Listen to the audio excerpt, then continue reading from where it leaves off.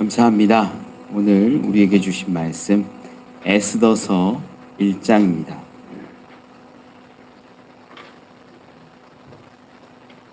에스더서 우리 1장 우리 함께 보겠습니다. 에스더 1장 1절로 11절의 말씀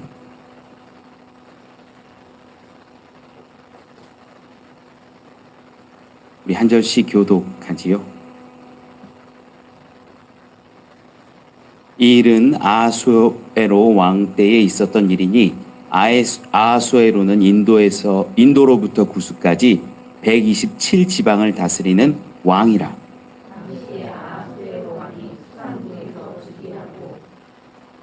왕 위에 있은 지 제3년에 그의 모든 지방관과 신하들을 위하여 잔치를 베푸니 바사와 메대의 장수와 각 지방의 귀족과 지방관들이 다 왕 앞에 있는지라.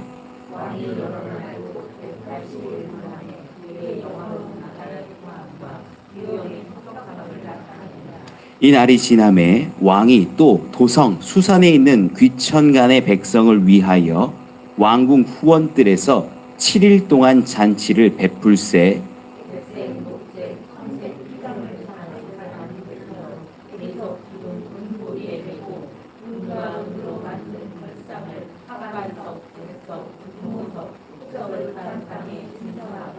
금잔으로 마시게 하니 잔의 모양이 각기 다르고 왕이 풍부하였으므로 어주가 한이 없으며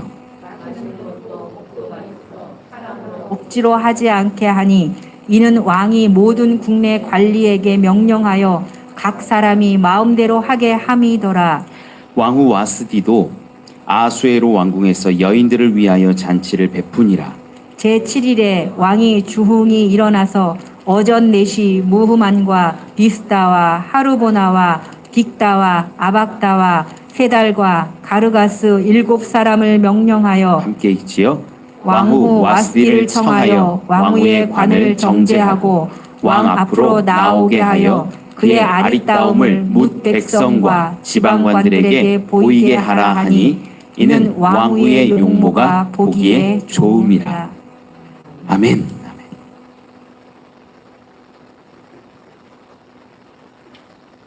감사합니다. 우리 옆에 있는 분들하고 인사 한번 하시죠. 잘 오셨습니다. 우리 주님이 부활하셨습니다.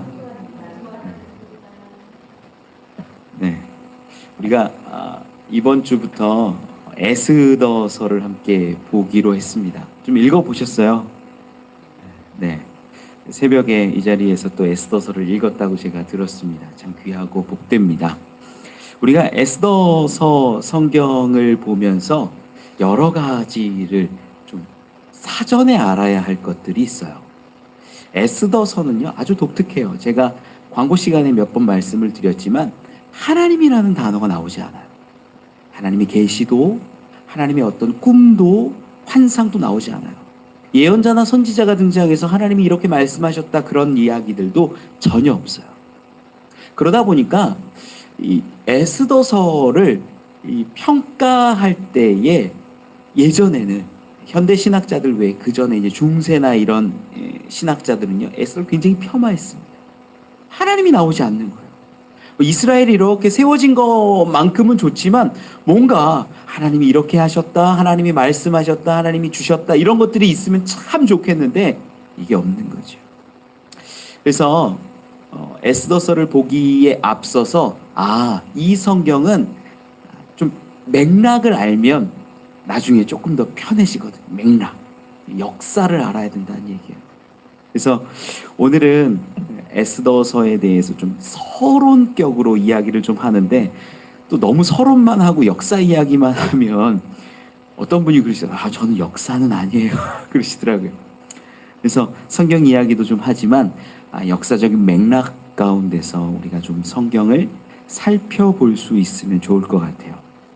먼저 이스라엘이 왜 이 아하수에로 왕이라는 이 때를 겪게 되었는지를 알아야 돼요. 오늘 본문 말씀 1절에도 기록하죠. 이 일은 아하수에로 왕 때에 있었던 일이니. 아하수에로 왕은요 이스라엘의 왕이 아닙니다.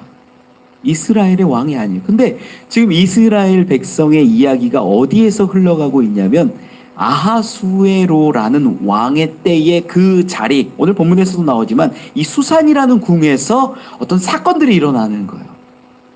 왜 아하수에로 왕이 등장했을까?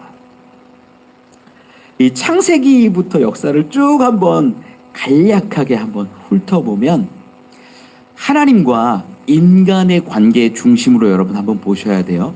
하나님과 인간 관계에서 처음에 하나님이 6일 동안 세상을 창조하시고 아담과 하와를 만드시잖아요. 제7일에 쉬셨고 안식하셨고.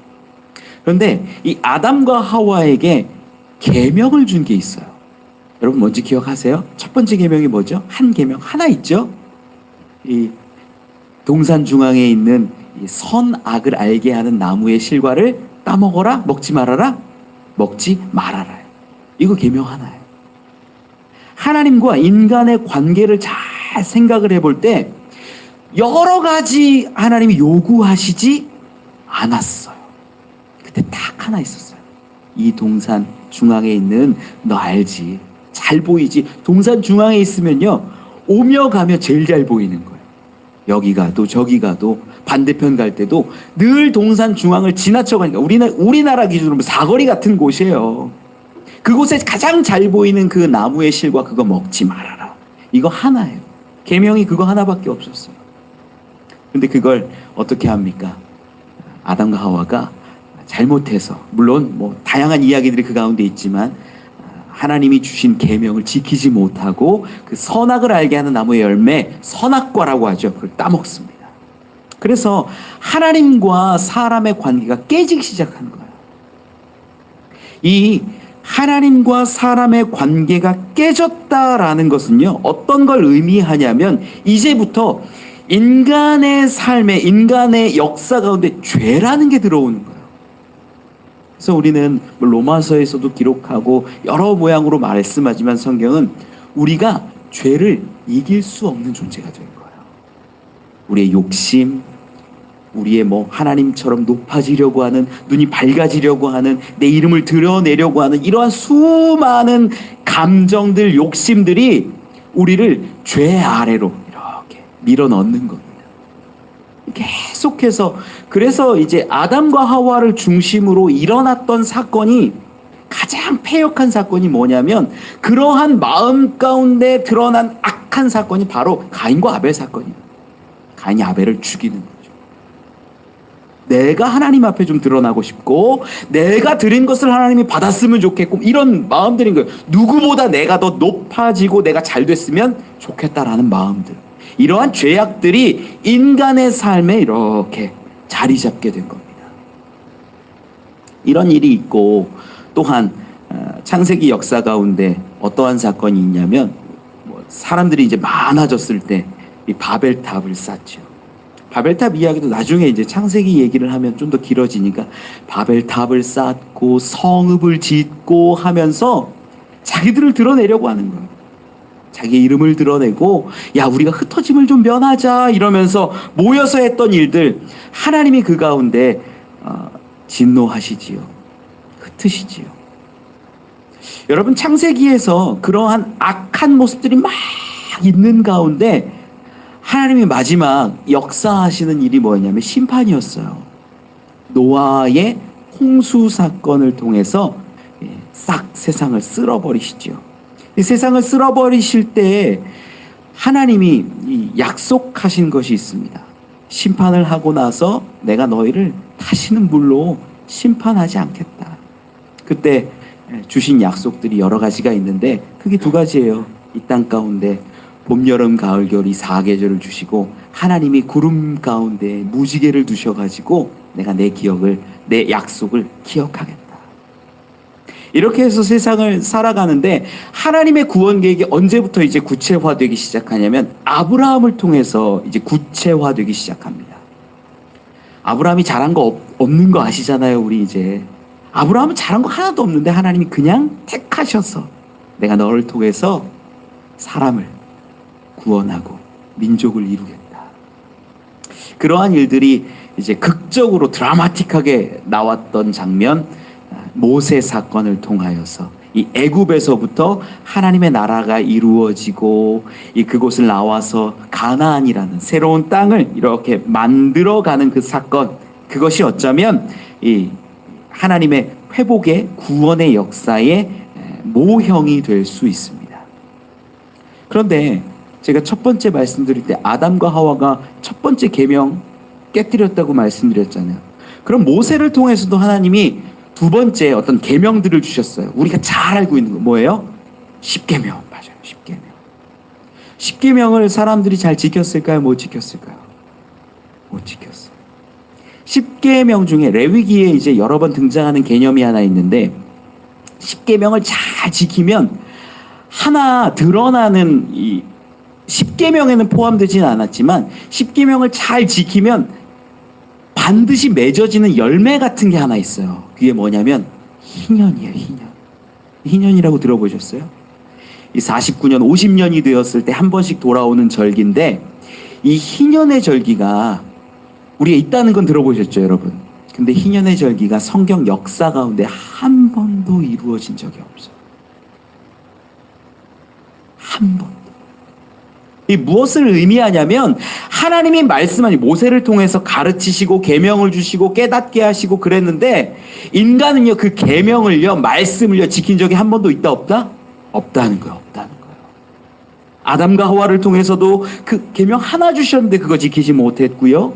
그리고 이 십계명도 지키지 못했어요.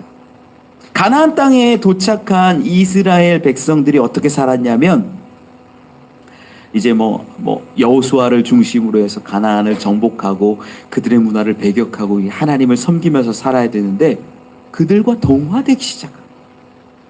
가나안에 들어온 이스라엘 백성들이 이 바알을 섬기고 아세라를 섬기고 이런 일들이 막 일어나기 시작합니다. 그러면서 이 사사시대가 이제 이렇게 펼쳐지는데, 사사시대에 우리가 정말 잘 아는 것이 어떤 말씀이냐면 사사기 17장 6절 말씀 가운데 있는 이야기예요. 제가 읽을게요. 그때에는 이스라엘에 왕이 없었으므로 사람이 자기 소견에 옳은 대로 행하였더라. 자기가 왕이 된 거예요. 내가 판단하기에 옳은 것이 정답, 정의, 진리. 사사기 시대만 그러냐? 아닙니다. 이 왕시대가 그 다음으로 이루어지거든. 마지막 사무엘의 시대를 기점으로 해서 사울이라는 왕, 그리고 다윗이라는 왕, 이런 왕들을 하나님이 세우세요. 다윗 시대에는 그나마 조금 뭔가 이렇게 잘 자리 잡히는 것 같았지만, 솔로몬 때에 이르러서 솔로몬이 수많은 여인들하고 정략적인 결혼을 하고 하나님을 섬기지 않음으로 인하여서 이 솔로몬의 시대에 하나님이 마음을 돌이키세요. 그때를 시작으로 해서 나라가 이 북이스라엘과 남유다로 나뉘고, 이 북이스라엘은 아수르에게, 남유다는 바벨론에게 멸망당하는 겁니다. 이 멸망이 왜 일어났는지를 봐야 돼요. 성경 역사를 통해서. 늘 하나님이 계명을 주시고 뜻을 주시고 가르쳐 주셨는데 행했어요, 안 했어요? 안 했다라는 거예요. 그 일이 계속 반복돼요. 그 일이 계속 반복되다가 이제 남유다가 바벨론에 의해서 멸망당한 뒤에 이제 오늘 본문의 이야기가 조금씩 펼쳐져 나가는 겁니다. 여러분, 우리가 분명히 알아야 될 것들이 여기에 있어요. 역사를 보면 있어요. 우리는 하나님과 관계 맺고 하나님과 정말 귀하게 지내고, 우리가 하나님께 구하면 받을 수 있고, 하나님과 부모 자식 간의 그런 관계로 창조되었고, 아담이 요구하면 주시는 그러한 은혜로 살아갔는데, 늘 우리가 하나님을 멀리했다라는 거예요. 우리가 늘 하나님으로부터 등 돌렸다라는 거예요.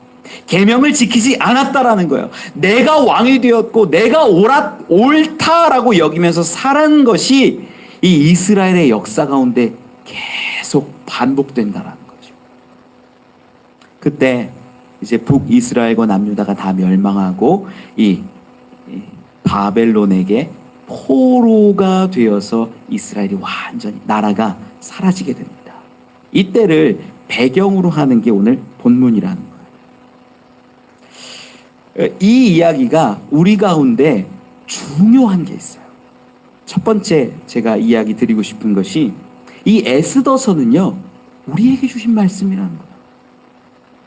왜 우리에게 주신 말씀이냐? 지금 이 성경 가운데요, 에스더서의 위치를 가만히 보면요, 제가 아까도 초반에 말씀드렸지만 수많은 중세 신학자들은요, 에스더서를요 인정하려고 안 했어요.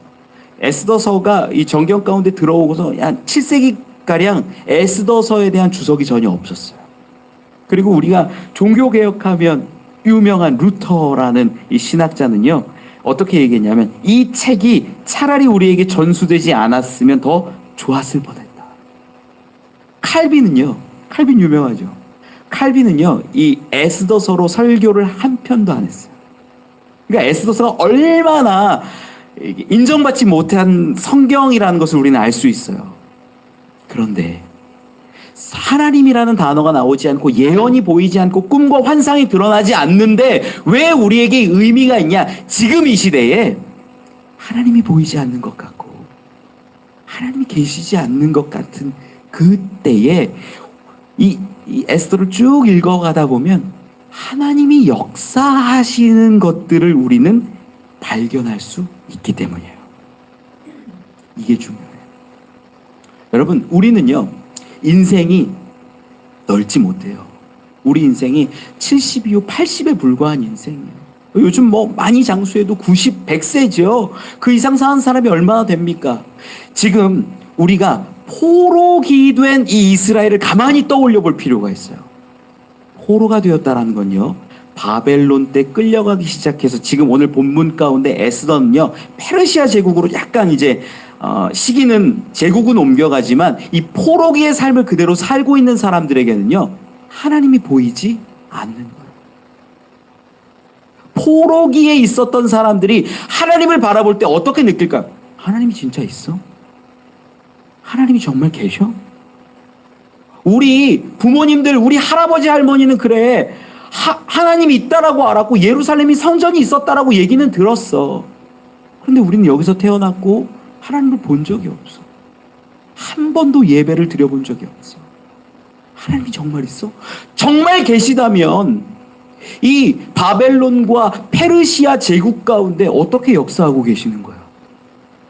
보이지 않는데, 드러나지 않는데, 나타나지 않는데, 우리는 지금 포로의 삶을 그대로 살고 있는데, 이 하나님이 정말 계시다면, 힘과 능력이 있다면 성경에 예언한 수많은 예언자들이, 선지자들이 말한 그 날이 왜 안 와? 그런 생각들을 할 수밖에 없는 거. 여러분, 지금 그리스도인들도 동일합니다. 성경에서 자꾸 우리가 하나님의 말씀을 깨닫고 바라보고 소망하게 되는데 왜 내 삶에 이렇게 딱 압축해서 보면 지금 우리가 포로기 같은 삶인 거예요. 아니, 구원하신다며, 복 주신다며, 우리 살려주신다며, 왜 보이지 않아? 왜 느껴지지 않아? 왜 하나님이 일하시는 것 같지 않지? 하나님의 힘이 약한가? 지금 이 당시 포로기의 삶을 살고 있는 사람들에게는요, 하나님이 보이지 않는 거예요. 하나님이 느껴지지 않는 거예요. 만약에 이방신들, 그때 페르시아도 그렇고 이 바벨론도 그렇고 수많은 신들이 있는 거예요. 그 신들하고 싸워서 우리 하나님이 이길 수 있을까? 퀘스천인 거예요. 여러분, 지금 우리가 세상을 바라보면서 얘기하지 않습니까? 세상의 물질이 신이 된 세대에서 우리 그리스도인들이 싸워서 이길 수 있을까? 저도 걱정돼요. 저도 염려돼요. 수많은 성경에 반하는 사상과 우상 같은 개념들이 우리를 공격하는데 하나님은 일하시지 않는 것처럼 느껴질 때가 너무나 많은 거예요. 왜 교회가 핍박당하고 이 코로나 시대를 지나면서 교회가 다 무너지고 있고 신앙 갖고 있다는 사람들이 다 등 돌리고 예배는 나오지 않고 교회들이 점점 무너지고 있어요. 그래서 목회자들이 생각하는 것 중에 하나가, 그럼 하나님이 왜 일하시지 않지? 하나님이 왜 침묵하시는 것 같지? 마치 포로기를 살고 있는 것과 같은 우리들의 모습이라는 거예요. 여러분, 그럼에도 불구하고 오늘 말씀들을 통하여서 이제 에스더를 쭉 보게 될 텐데, 그 가운데서 하나님이 우리 가운데 역사하시고 일하시는 장면들을, 이야기들을 잡으실 수 있기를 원합니다. 이게 너무나 중요해요. 듣지 않으면 알 수 없어요. 알지 않으면 깨달을 수 없어요. 기도하지 않으면 느껴질 수 없어요. 그런데 알고 분명히 의지하고 기도하는 가운데 하나님이 우리 가운데 역사하신다라는 거예요. 저는요, 요즘 현대 신학자들은요, 이 에스더서를 어떻게 이야기하냐면, 보이지 않고 드러나지 않고 기록되지는 않았지만 이 가운데 놀랍게 역사하시는 하나님을 드러내고 있어요. 우리가 그걸 발견해야 돼요. 우리가 그걸 깨달아야 되는 거예요. 여러분, 제발 말씀을 읽고 묵상하고 깨달으려고 몸부림 한번 쳐보십시오. 그때 하나님의 일하심이 발견되는 거예요. 여러분, 에스더는요, 그냥 성경에 있는 이야기, 어떤 옛날 막 종교개혁 때 신학자들이 폄하했던 그런 이야기로 받지 마시고, 내 삶이 지금 보이지 않고 내 삶이 포로기와 같은데 나에게 주시는 말씀이구나 라고 믿고 듣고 바라보시기를 원합니다. 그때 그 말씀은 살아 역사예요. 나에게 주시는 말씀이구나 라고 바라볼 때 그 말씀은 지금도 놀랍게 역동감을 가지고 일하신다라는 거예요. 이 이야기를 꼭 붙잡고, 나에게 주시는 말씀이구나, 듣고 믿고 따라야겠다, 이렇게 말씀을 보실 수 있으면 좋겠습니다. 두 번째, 우리가 이야기를 통해서 좀 보기를 원하는데, 오늘 본문에 나오는 아하수에로라는 왕은요, 어떤 왕이냐면 페르시아의 왕이에요. 처음에 바벨론에게 의해서 남유다가 멸망한 다음에 이 포로기 시절을 지냈는데, 이 첫 번째 그때 벨사살 왕이 이제 바벨론의 마지막 왕으로서 이제 죽으면서 다음 왕이 페르시아의 고레스 왕이 이제 통치를 시작합니다. 이제 나라가 바뀌는 거죠. 그런데 이 고레스라는 왕이 아주 독특해요. 아주 신기해요. 오늘 우리가 말씀 가운데 좀 중심되게 찾아보려고 하는 이 사람이 고레스라는 왕이에요. 고레스라는 이 왕은요, 페르시아 바사라는 나라와 메데라는 이 두 나라가 있었는데, 이 두 나라가 어떤 정략 결혼 같은 것들을 통하여서 이제 큰 제국을 형성하게 된 거예요. 근데 이 고레스라는 사람이 이 성경에 이미 예언되어져 있더라. 고레스라는 왕이. 고레스 이후에 이제 네 번째 왕이 되는 사람이 아하수에로인데, 이 고레스 왕을 기점으로 해서 이 포로기의 귀환이 시작돼요. 포로기의 귀환. 바벨론으로부터 이 끌려갔던 이스라엘 사람들이 다시 예루살렘으로 돌아오는 놀라운 일들이 펼쳐진다라는 거죠. 그런데 이 이사야 선지자가 이미 150년 전에 고레스 왕을 예언했다라는 거예요. 우리 그 부분을 좀 살펴보려고 하거든요. 성경을 좀 한번 찾아보죠. 이사야서 45장입니다. 이사야서 45장 1절로 8절 말씀이에요. 1023면에 있습니다. 이사야서 45장 1절로 8절의 말씀 같이 한번 읽어보죠. 시작. 그의 기름 부음을 받은 고레스에게 이같이 말씀하시되, 내가 왕들의 허리를 풀어 그 앞에 문들을 열고 성문들이 닫히지 못하게 하리라. 내가 너보다 앞서가서 험한 곳을 평탄하게 하며 논문을 쳐서 부수며 쇠빗장을 꺾고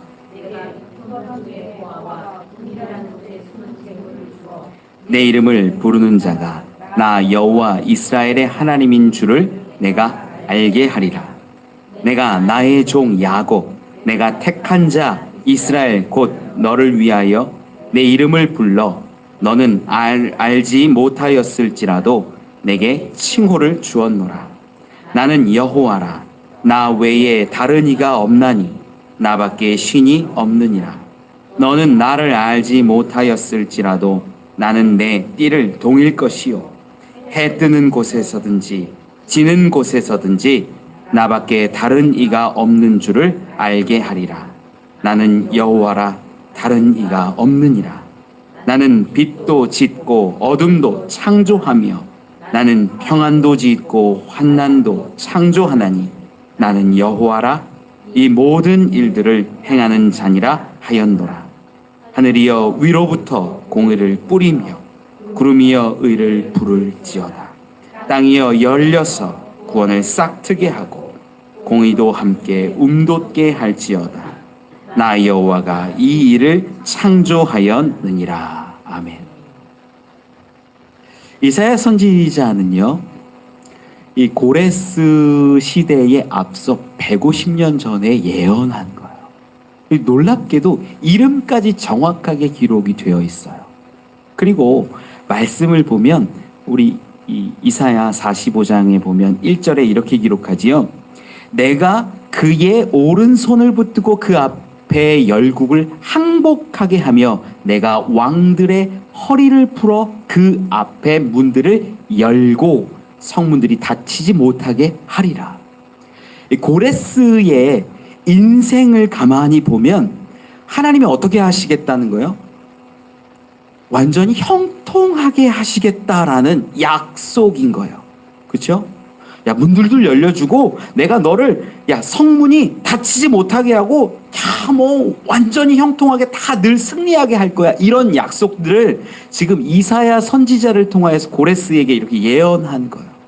근데 고레스가 어떻게 거대한 제국을 이뤘냐면 바벨론이라는 제국은 어마어마한 제국이었습니다. 그런데 역사 얘기 조금만 들으세요, 여러분. 이야기처럼 해볼게요. 고레스 왕이 이제 바다와 메대가 작은 나라였어요. 힘이 없었어요, 사실은. 있는 거 뭐냐면 기술도 없고 뭐도 없고 사람만 좀 많았어요. 그 당시에 이 어떤 지역이랑 싸움을 시작했냐면 이 리비아라는 나라랑 이제 싸움을 시작한 거예요. 근데 리비아는 그 당시에 기병대가 어마어마하게 발전했습니다. 그리고 장창을 갖고 있었어요. 이 장창을 갖고 있다라는 거는 기술적으로 어마어마한 우위에 있는 겁니다. 그런데 이 페르시아는 그 당시에 바사 메대 이 두 나라는요 힘이 없었어요. 있어봤자 뭐 사람 인해 전술 말고는 뭐 싸울 게 없는 거예요. 싸움이 빡 붙는데 이 말을 탄 기병대가 창을 들고 있으니까 싸움이 안 되는 거예요. 그래서 이 고레스가 첫 번째 이 리비아의 전쟁 가운데 안 되겠다. 우리 뭐 앞에 뭐 싸울 것도 없고 뭐 할 것도 없으니까 식량 나르던 낙타들이라도 앞으로 좀 싸울 수 있게 좀 이렇게 앞으로 전쟁 가운데서 빼라 이랬어요. 그런데 이거는요 굉장히 위험한 선택이에요. 왜 그러냐면 식량의 보급로가 끊어지면 전쟁은요 필패입니다. 그래서 낙타를 앞으로 낸다라는 건요 거의 죽음을 의미하는 거예요. 마지막 발악인 거예요. 그런데 놀라운 일이 거기서 벌어지는 게 낙타가 냄새가 고약하대요. 저는 뭐 잘 모르겠어요. 낙타가 냄새가 고약하다 보니까 이 말들이 가까이 오는데 그 냄새를 맡고 말들이 통제가 안 되기 시작한 거예요. 말들이 막 이 통제가 안 되면서 이 기마 부대가 힘을 못 쓰게 된 거예요. 리비아 군사들이 어떻게 하냐면 리비아 성읍으로 다시 들어가고 도망갑니다. 놀라운 일이 생긴 거죠. 그리고 나서 이제 성을 에워싸는 거예요. 누가? 페르시아가. 이 말탄 이 기마 부대는요 열려져 있는 곳에서 빨리 싸우는 게 유리한 거지 수성하는 데는 아무런 힘이 없어요. 그래서 페르시아가 이렇게 보고 있는데 싸움이 이제 시작되는 건데 거기서는 이제 물자가 많은 쪽이 이기는 거잖아요. 수성하고 공성하고 이러는 장면에서 아무리 봐도 리비아는요 성벽도 높고 어떻게 싸워서 이길 수가 없는 거예요. 그런데 이 고레스의 눈에 한 장면이 딱 들어오는 거예요. 그게 뭐냐면 리비아의 성이 요새처럼 이렇게 산 기슭에 있는데 저 기슭 끝에 성벽 끝에서 어떤 병사가 하나 있다가 그 병사가 이 투구를 놓쳤는데 투구가 성 밖으로 떼구르르 굴러 내려온 거예요. 그러면서 그것이 이렇게 반짝이는 빛처럼 빛난 거죠. 근데 그걸 보고 무슨 일이지? 라고 살피고 있는데 거기서 보니까 그 병사 하나가 슉 하고 내려와가지고 쫄쫄쫄쫄 내려와서 자기 투구를 가지고 그 산 비탈을 걸어 올라가가지고 다시 들어가더라. 여러분, 이 장면이요, 우리는 되게 그냥 그런 장면이 있었나 보다라고 생각할 수 있는데, 성경에서도요, 나중에 이제 사사기도 보고 나중에 이야기를 보면 쭉 나오는데, 사사기에서 베델성을 공격할 때 어떻게 하냐면 베델성의 입구를 찾았다라는 기록이 있어요. 사사기 1장에 보면. 이게 뭐냐면 성이 있으면 입구가 보여요, 안 보여요? 보이죠. 성이 있으면 기본적으로 사람들이 드나는 입구가 보이는데 이 입구를 찾았다라는 기록이 있어요. 이게 뭐냐면 싸울 때 뭐가 중요하냐면 개구멍을 찾는 게 중요해요. 개구멍. 비밀통로예요. 비밀통로. 실제로 이 당시 고대 근동의 이 성읍들은요, 뭐를 갖고 있냐면 이 몰래 수성을 하면서 외부에서 물자를 실어 올 수 있는 비밀 통로를 꼭 하나씩 만들었다라. 그럼 이 길로 들어가면 어떻게 되는 거예요? 싸우기 수월한 거, 쉽게 이기는 거예요. 그래서 이 길을 찾느냐, 이 성경에도 이제 그런 근거들이 많이 나와요. 실제로 그 길을 찾냐 못 찾느냐가 이 전쟁을 쉽게 이기냐 없냐로 이게 딱 판가름하는 거예요. 그런데 그 병사가 투구를 놓쳤다가 다시 찾으러 왔다 하면서 그 길이 먼 걸로 보이는 거야? 비밀 통로로 보인 거예요. 그래서 고레스가 기마부대는 없지만 사람은 많잖아. 이 비밀 통로로 들어가서 리비아를 쉽게 한 번에 점령해버립니다. 무혈입성한 거예요. 여러분, 오늘 방금 우리가 읽은 장면 떠올리세요? 이 이사야 45장 가운데 내가 왕들의 허리를 풀어 그 앞에 문들을 열고 성문들이 닫히지 못하게 하리라. 그 비밀 통로로 들어가서 리비아에 이제 페르시아는요, 수많은 병력이 있는데 그들이 이제 가질 수 있는 무기들을 얻게 된 거예요. 말도 얻게 된 거예요. 그래서 이제 부강한 나라가 이제 국력이 훨씬 더 세졌지요. 그리고 나서 두 번째로 큰 전쟁을 펼치는 게 바벨론하고의 전쟁입니다. 바벨론하고의 전쟁을 펼치기 직전에 오페라라는 지역에서 전쟁이 한번 벌어지는데 거기에서 전쟁이 빵 하고 일어났는데 페르시아가 이겼어요. 이제 사람도 있고 기술도 있고 전투력이 꽤 높기 때문에. 그런데 그때 바벨론이 뭐 하고 있었냐면, 성경에 가면 좀 찾아볼 수 있는데 우리 좀 찾아볼까요? 다니엘서 5장이에요. 다니엘서 5장 1절 한 절만 좀 보죠. 다니엘서 5장 1절 한 절. 1240면에 있습니다. 다니엘서 5장 1절 말씀 우리 한 번만 읽어보죠. 시작. 벨사살 왕이 그의 귀족 1000명을 위하여 큰 잔치를 베풀고 그 1000명 앞에서 술을 마시니라. 자, 5장 끝에 보면 뭐라고 기록하냐면 30절 31절에 이렇게 기록해요. 같이 읽어볼까요? 시작. 그날 밤에 갈대아 왕 벨사살이 죽임을 당하였고 메대 사람 다리오가 나라를 얻었는데 그때 다리오는 62세였더라. 지금 5장의 이야기를 지금 다 건너뛰기는 했지만 5장 이야기 가운데 뭐가 나오냐면 1절에 잔치를 베푼 이야기가 나와요. 근데 그날에 어떻게 됐다고요? 죽었어요. 그리고 메대, 이 페르시아를 의미하는 거예요. 그 왕이 이제 이 바벨론을 점령했다라는 기록인 거예요. 여러분, 지금 그 전에 바벨론 앞에서 오페라 전투가 일어났을 때 바벨론은 패배했어요. 그리고 페르시아가 점점 진군해 오고 있어요. 그런데 벨사살 왕은 뭐 한 거예요, 그날? 잔치 벌이고 있었어. 잔치 벌이고 있었어. 이 바벨론의 패역함이, 부패가 이 왕의 사치가 얼마나 극에 달했는지를 보여주는 거예요. 지금 장수들을 보내고 싸움을 벌이고 있는데 그 싸움의 중간에 자기는 귀족들을 불러서 잔치 벌이고 있는 거예요. 그리고 그날 지금 왕이 바뀌잖아요. 문이 어떻게 됐을까요? 그냥 열렸더라.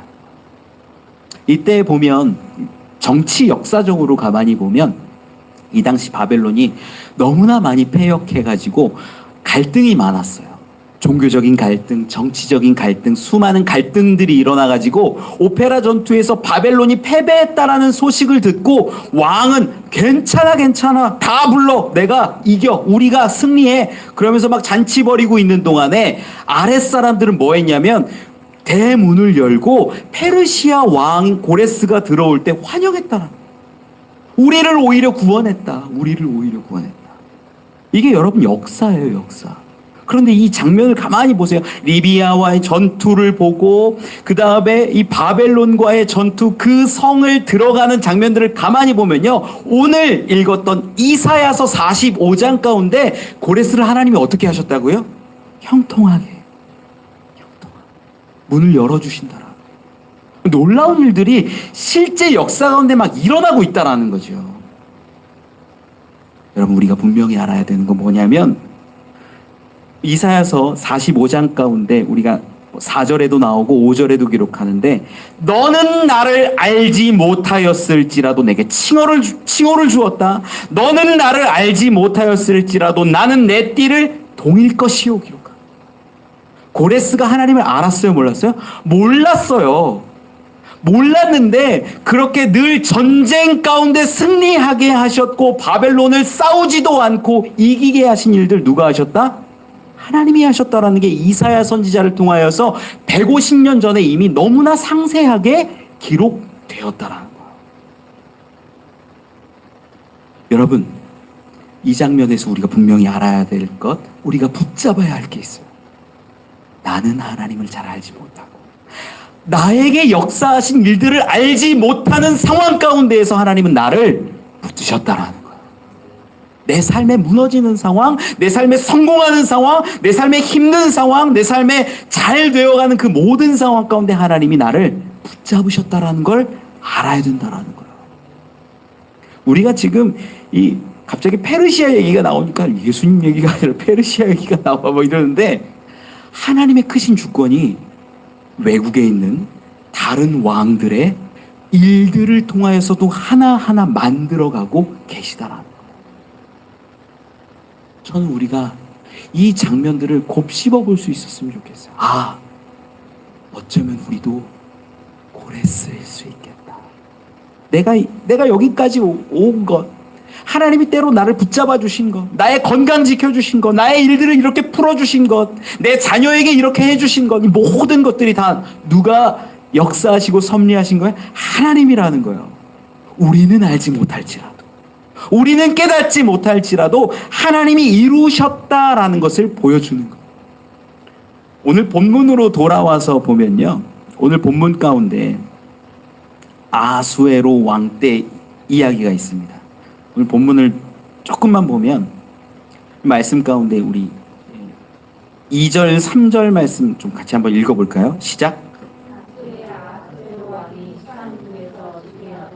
왕위에 있은 지 제3년에 그의 모든 지방관들과 신하들을 위하여 잔치를 베푸니 바사와 메대의 장수와 각 지방의 귀족과 지방관들이 다 왕 앞에 있는지라. 4절도 있죠. 시작. 왕이 여러 날 곧 180일 동안에 그의 영화로운 나라의 부함과 위엄의 혁혁함을 나타내니라. 아멘. 자, 이제 본문으로 들어왔어요. 시간이 많이 가네요. 시간이 많이 가서 짧게 할게요. 오늘 다음 주에 요 부분을 조금 더 보면 좋겠고, 무슨 얘기를 드리고 싶으냐면 지금 잔치 이야기가 시작되고 있어요. 잔치 이야기. 그런데 가만히 보면 본문 가운데 잔치가 몇 년째에 일어났어요? 3절에 왕위에 있은 지 제 3년에 일어나요. 가만히 생각을 해볼 수가 있어요. 왕이 즉위하면 큰 잔치를 베풀 수 있지요. 왕이 즉위했으니까. 기념할 만하니까. 원년이 되면. 그런데 이 네 번째 왕이 고레스 이후에 네 번째 왕, 지금 아수에로 왕을 보고 있는데 왕위에 있은 지 3년째 됐을 때 어떤 잔치를 벌여요. 이거는요, 왕이 즉위했다라는 것을 축하하는 잔치일까요? 아닌 걸 알 수 있죠. 3년째 됐기 때문에. 이 잔치는 뭘까? 이 잔치가 어떤 잔치일까? 이걸 잘 알아야 되는데, 이 잔치가 역사 가운데 보면은 이 아하수에로 전대 왕과 그리고 지금 아하수에로 왕이 했던 일이 있어요. 정벌하는 건데 마지막 정벌을 못한 지역이 하나 있어요. 바로 그리스예요. 그리스를 정벌하러 가기 위해서 3년째 되었을 때 모든 나라의 지방관들, 방백들, 장수들을 다 부르는 겁니다. 근데 얼마 동안 이 잔치가 이루어지냐면 4절 말씀에 보니까 180일 동안 6개월 동안 잔치를 하는 거예요. 6개월 동안 모든 나라의 모든 장수들을 다 부르는 게 아니라 나라마다 지역마다 이렇게 번갈아가면서 부르는 거예요. 모두를 다 부를 수는 없고 번갈아가면서 180일 동안 잔치를, 왜 잔치를 벌일까? 전쟁에 앞서서 충성심을 요구하는 거예요. 내가 너에게 이렇게 잘해준다. 내가 너에게 이렇게 베푼다. 이제 우리가 한마음 한뜻이 돼서 마지막 정벌해야 할 나라가 있는데 그 나라가 어디냐? 그리스다라는 거예요. 이거를 막 이야기하고 가르치면서 이제 작전도 짜고 하면서 180일 동안 수많은 장수들과 함께 전략회의도 하고 막 이런 겁니다. 오늘 본문이 이러한 잔치의 배경이 아니에요, 사실. 이 잔치가 있은 후의 일이에요. 말씀을 보면 기록하는데 5절 말씀에 뭐라고 기록하냐면 이 날이 지남해 180일간의 잔치가 끝난 거예요. 그러면 이때 뭘 하고 있냐면 야, 우리 이제 그리스 정벌을 위한 모든 계획이 다 섰어. 이 나라에서 몇만 명, 이 나라에서 몇만 명, 이 나라에서 몇만 명, 어떤 장수들, 어떤 배들 이런 거 다 동원돼서 계획을 다 짠 거예요. 그리고 이 수산궁에서 180일 동안 잔치를 벌였으면 누가 고생한 거예요? 수산궁 사람들이 고생한 거잖아요. 수많은 지방에서 와서 했으니까. 그러니까 5절 말씀에 기록하는 걸 보면 같이 읽어볼까요? 시작. 도성 수산에 있는 귀천간의 백성을 위하여 왕궁 후원들에서 7일 동안 잔치를 베풀세. 아멘. 예. 이 잔치는요, 정확히 말하면 지금 이 잔치는 180일의 잔치가 끝나고 모든 계획을 다 세운 다음에 야, 우리 도성 사람들, 높고 낮은 사람들 다 떠나서 너무 고생했다. 내가 전국을 다 치리할 수 있게 너희가 도왔다. 이제 보통 이 왕의 후원들을 공개하지 않거든요. 왕만 다니는 곳이에요. 왕 가족들. 그런데 공개해서 이 수산궁에 있는 모든 사람들에게 잔치를 베풀었던. 자, 역사적 기록을 통해서 우리가 보는 것이기도 해요. 지금 첫 번째 시간은 여러분 이 가운데 무엇이 숨겨져 있냐면 이 잔치 가운데 어떤 사건이 벌어지거든요. 다음 시간에 좀 자세히 보겠지만 이 사건 가운데 하나님이 이스라엘을 구원하고자 하는 놀라운 숨겨진 신비가 있다라는 거예요. 왕후를 불렀는데 왕후가 나중에 오지 않아요. 그래서 이 일로 인하여서 정치적 문제가 되고 전 나라 가운데 어떤 조서를 내리는 그러한 일들이 벌어집니다. 하나님이 이 자리 가운데 역사하고 계시다라는 거예요. 우리가 지금 말씀을 통해서 보고 있는 장면들이 어떤 거냐면 하나님은요, 고레스라는 왕을 통하여서 형통케 하고 나라를 굳건히 세우셔서 이 바벨론과 페르시아를 통하여서 이 이스라엘이라는 나라를 보존하셨고 다시 회복시키시고 나라를 이끌어 가세요. 그리고 오늘 본문으로 돌아와서 보면 이 에스더라는 사람을 통하여서 이제 그 구원의 계획을 펼쳐 가실 것이라는 거예요. 말씀을 좀 정리합시다. 이야기가 많아져서. 우리는요, 오늘 본문 에스더를 통하여서 붙잡아야 할 거 하나 있어요. 하나님 보이지 않고 들리지 않고 깨달아지지 않고 알 수 없을 그때에 말씀을 통해서 하나님을 경험할 수 있다라는 거예요. 말씀을 통해서 우리는 찾아낼 수 있다라는 거예요. 우리는 고레스의 이야기를 통해서 지금 하나님의 역사하심을 살펴봤습니다. 그리고 앞으로 이제 에스더를 통하여서 어떠한 일들을 이끌어 가실지를 살펴보게 될 것입니다. 여러분, 분명히 여러분 가운데 역사하시고 움직이시고 준비하신 하나님을 기대하시고 말씀을 살펴보시길 원해요. 이게 우리 가운데 큰 힘이 될 것이고 은혜가 될 겁니다. 지금은 첫 시간이라 제가 자세하게 못했는데 여러분, 말씀을 읽고 또 읽고 왜 이런 일들이 있었을까? 하나님의 역사하심은 인도하심은 무엇일까에 대해서 계속 궁금해 하십시오. 제가 처음에 개척했을 때 저희 아내가 저에 대해서 되게 아쉬워했어요. 성경을 좀 더 보고 좀 더 기도를 하고 이렇게 해야 되는데 하지 못하는 것에 대한 아쉬움이 저에게 있었어요. 저는 늘 지쳐 있는 거예요. 늘 카페 사역하느라 뭐 하느라 늘 지쳐 있고 힘들고. 저희 아내가 하루는 기도하는데 그 노래를 깨닫게 하셨대요. 내 모습 이대로 사랑하신다라. 저를 놓고 기도하는데 하나님이 제 모습 그대로 사랑하신다라는 응답을 제 아내에게 주셨다라는. 제가 깜짝 놀랐어요. 별로 한 건 없는데 하나님이 사랑하신다고 제 아내한테 응답을 하시니까. 그리고 제 아내가 얘기를 하는 거예요. 목회자는 목회자인 것 같다고. 하나님이 그대로 사랑하신다라고. 제가 그때 위로를 받았어요. 위로를. 내가 지금 제 스스로에게서는 내 길이 지금 앞으로 가고 있는 게 맞는 건가? 어떻게 해야 되지? 힘든데. 무너질 것 같고, 부러질 것 같고. 그런 어려움 가운데 저희 아내가 언젠가 그런 얘기를 해주는 것을 들으면서 제가 굉장히 큰 위로를 받았어요. 하나님이 그 사이사이 역사하고 계시는구나. 이끌고 계시는구나. 저는요, 지금도 때로는 하나님이 느껴지지 않을 때가 더 많습니다. 죄송해요. 목회자인데. 그런데 이걸 믿어요. 하나님이 나를 붙잡고 계신다는 거. 말씀을 통해서 볼 때마다 제가 그걸 느끼는 거예요. 여러분, 여러분의 인생 가운데 붙잡고 계시지 않는 것 같은 하나님이 계실지라도 여러분의 인생을 결코 놓지 않으신다라는 이 사실을 여러분 붙잡으셔야 돼요. 그리고 말씀을 읽을 때마다 그것들이 깨달아질 수 있어요. 특별히 우리가 앞으로 계속 에스더서를 볼 텐데 늘 말씀을 묵상하고 붙잡으십시오. 그때마다 더 분명히 역사하실 것입니다.